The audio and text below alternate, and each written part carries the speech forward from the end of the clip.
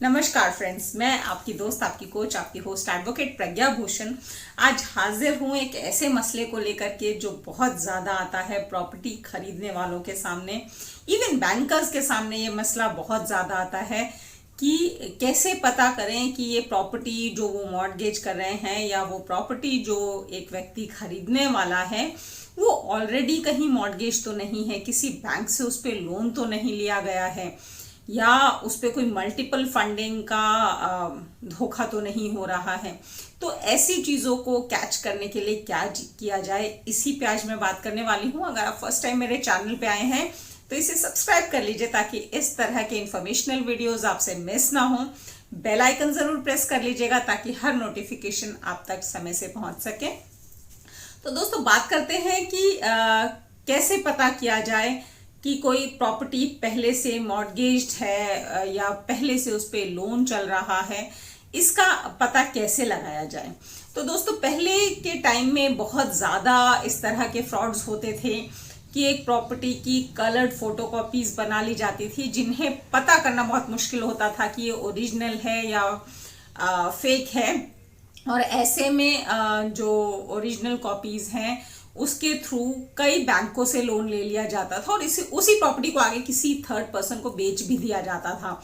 और खरीदने वाला जब अपनी प्रॉपर्टी के पोजीशन में आता था तो पता चलता था बहुत सारे बैंक्स, बहुत सारे लेनदार उसके दरवाजे पे खड़े हैं कि ये प्रॉपर्टी तो ऑलरेडी बैंक के पास रहन रखी गई है, ऑलरेडी बैंक के पास मॉर्गेज्ड है, गिरवी है, और ऐसे में उसको बैंकों का लोन चुकाना पड़ेगा तभी वो प्रॉपर्टी की ओनरशिप पे दावा कर सकता है।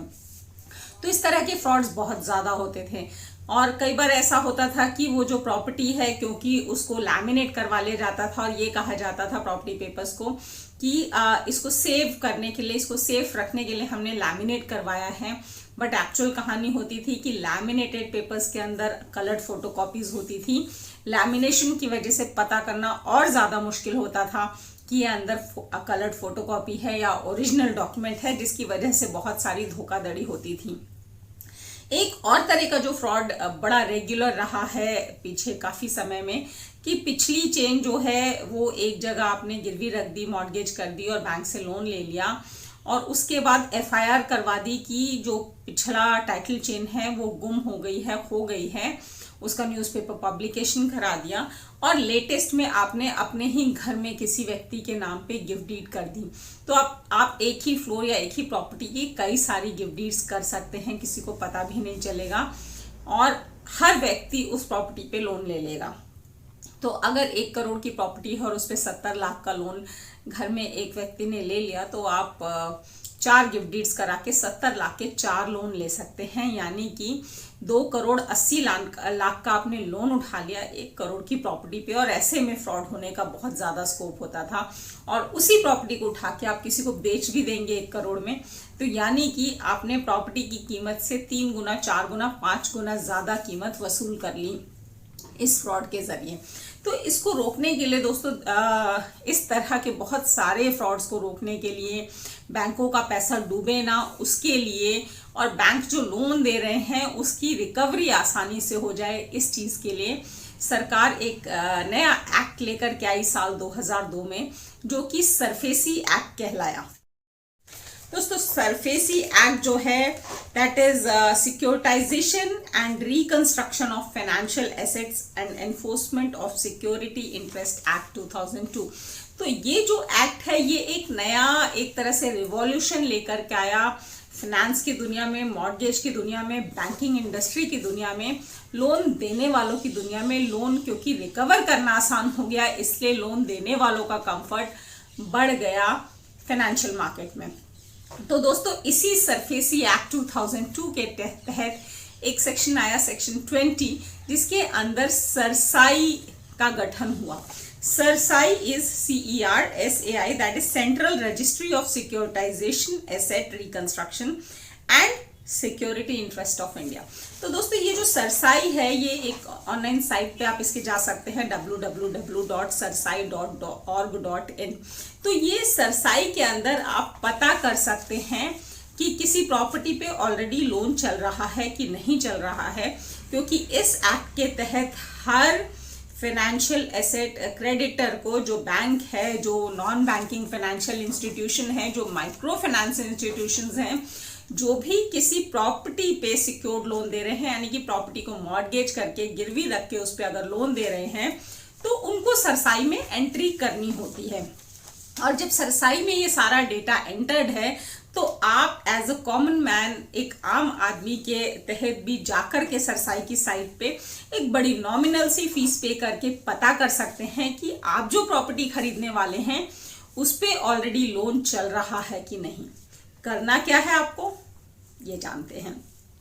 तो दोस्तों, सबसे पहले आप www.sarsai.org.in की साइट पे जाएंगे और वहां पे बिल्कुल सामने ही ऊपर ही आपको पब्लिक सर्च का ऑप्शन मिल जाएगा। जब आप पब्लिक सर्च पे क्लिक करते हैं दोस्तों, तो वहां पे लिखा होता है क्लिक टू यूज दिस, जहां पे आपको दो ऑप्शंस मिलते हैं। एक होता है एसेट बेस्ड और दूसरा होता है डेटर्स बेस्ड।